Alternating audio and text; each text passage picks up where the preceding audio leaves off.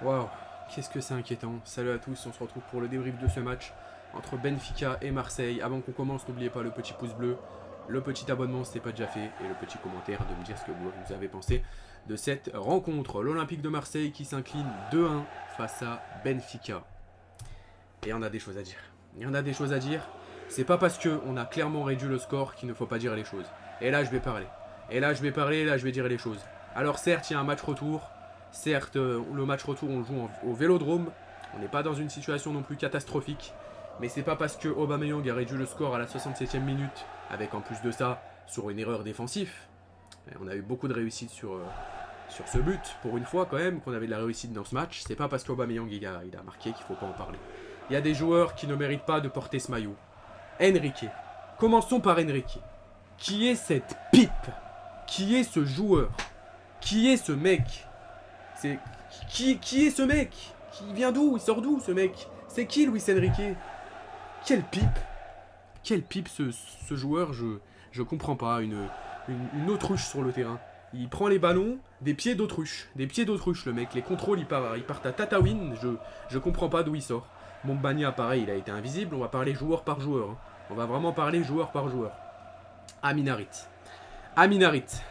C'est pour moi l'un des meilleurs Marseillais. Voilà.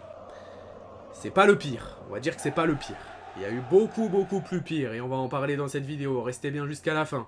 Mais Aminarit, il lâche pas assez son ballon vite. Il lâche pas assez son ballon vite et quand il lâche son ballon, soit il le lâche trop tard et du coup on perd le ballon, ou soit quand il le lâche, Aminarit, qu'est-ce qu'il fait? Il manque ses passes, il manque ses précisions et voilà, c'est trop inquiétant. C'est trop inquiétant d'avoir des joueurs comme ça. Heureusement qu'Aubameyang a été là. Et voilà, Balerdi qui a fait un bon match défensivement, dans l'ensemble c'était bien, mais il y a beaucoup trop d'erreurs aussi. Il y a beaucoup trop d'erreurs aussi, c'est à cause de lui qu'on prend le premier but d'ailleurs de Benfica, mais il y a beaucoup trop d'erreurs de sa part.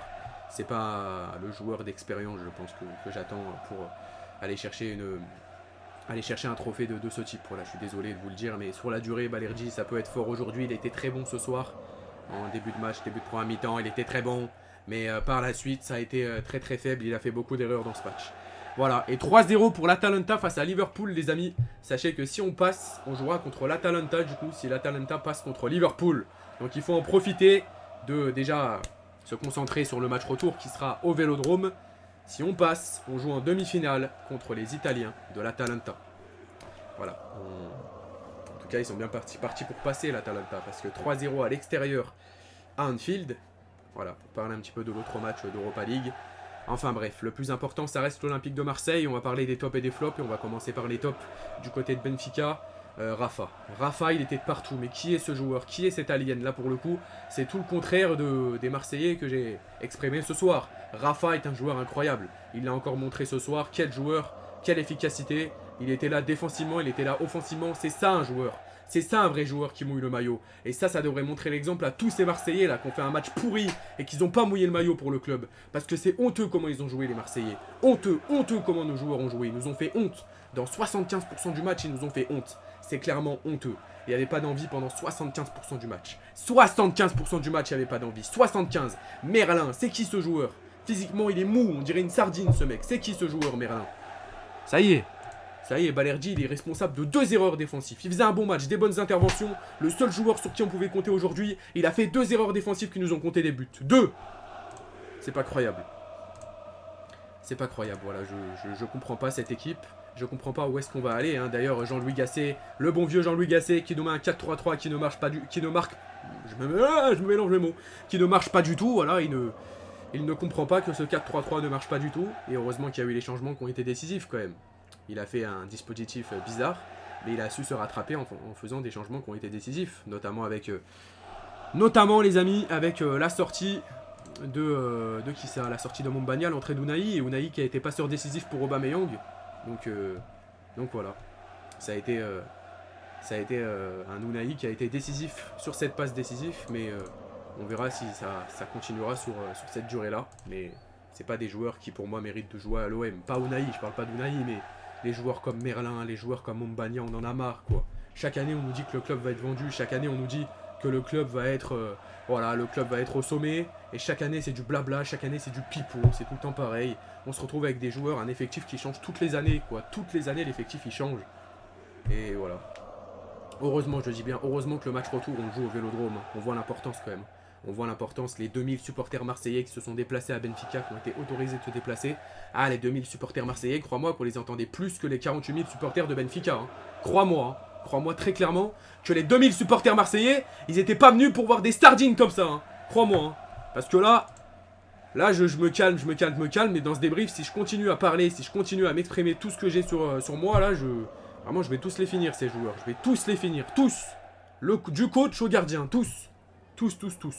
Il y en a un qui a fait les meilleures différences, comme je vous l'ai dit, c'est Amin Harit. Mais il lâche son ballon trop tard à chaque fois, c'est dommage. Amin Harit, Aubameyang qui a été décisif sur le but, sinon ça a été une quiche, hein, sans ce but, faut dire la vérité. Hein. C'est pas parce que c'est Aubameyang qu'il faut pas le dire, il marque son 10e but en 10 matchs, c'est bien. Mais voilà. C'est un but avec beaucoup de réussite aussi, il faut le dire. Faut pas être mauvaise langue, faut pas être hypocrite, faut le dire. Aubameyang, c'était quand même assez faible. Gigot, on l'a pas reconnu aussi, beaucoup trop d'erreurs, Gigot. Beaucoup trop d'erreurs, Gigot. Et il y a eu un penalty qui a été refusé pour l'OM, n'en parlons pas, voilà, l'arbitre de toute façon, quand c'est l'OM, ça se casse pas la tête, ça refuse direct, ça va pas voir la VAR. Par contre, quand c'est un autre club, n'importe quel club d'Europe, il serait allé voir la VAR, on le sait très bien. Enfin bon. Il y avait eu une dernière occasion aussi, j'ai failli m'en mordre les doigts, hein, l'occasion d'Harit. S'il la met au fond, bah, c'est un tout autre match. Hein. Quel raté d'Harit à la 72e, superbe centre et Harit avec toute sa technique, toute sa splendeur malheureusement qui est censée la cadrer au moins cette occasion et il la met à côté. Bon. Ça reste énormément dommage. Et on prend ce deuxième but ensuite avec une contre-attaque éclair juste avant de Di Maria à la 53e. Ensuite Harit rate cette occasion, Enfin voilà, il y aura le match de la saison à jouer au Vélodrome. C'est le match de la saison. Les joueurs le savent. Les joueurs vont avoir une semaine pour se préparer au match de leur saison. Si on perd, on est 7ème de Ligue 1. On jouera clairement rien la saison prochaine si on fait rien en Europa League. Si on perd, c'est la fin de la saison. On n'est plus en Coupe de France, on est 7ème de Ligue 1. On sera clairement peut-être pas qualifié pour l'Europe. Au niveau du classement de Ligue 1, en tout cas, grâce au classement de Ligue 1, je pense pas qu'on sera qualifié. Donc pour moi, je me suis dit, bon, peut-être qu'on va gagner qu'on va gagner une finale d'Europa League cette année, qu'on va enfin avoir un trophée, que ça va nous qualifier directement pour la Ligue des Champions. Voilà, pour l'instant, je suis pas rassuré du tout. Et c'est pas parce que, comme je le dis encore une fois, une dernière fois, qu'on a marqué ce but et qu'il nous reste qu'un but d'écart, qu'il faut pas en parler, que ça a été inquiétant et que les joueurs ont tout simplement craché sur le maillot ce soir. Ils ont tout simplement craché sur le maillot. Je vous dis honnêtement, vous allez peut-être me prendre pour un fou, mais les joueurs n'ont aucune envie, aucun honneur, rien du tout, rien ce soir. On a eu des occasions, tout à côté, tout raté, sans envie, on dirait jouer une coupe intertoto, et encore plus en première mi-temps. Après, quand il y a eu les changements, c'est mieux aller, comme je le dis. Voilà, c'est tout ce que j'avais à dire dans ce débrief. Il va nous rester une semaine de préparation lourde, de préparation intensive. On n'aura pas d'excuses. Le prochain match, c'est le même match, sauf qu'il est à domicile. C'est Marseille-Benfica. Il n'y aura pas d'excuses. Il faudra aller le gagner, il faudra aller se qualifier pour les demi-finales. Et il faudra aller faire plaisir à nous, supporters marseillais. Voilà. Ciao, ciao. Bonne soirée à tous.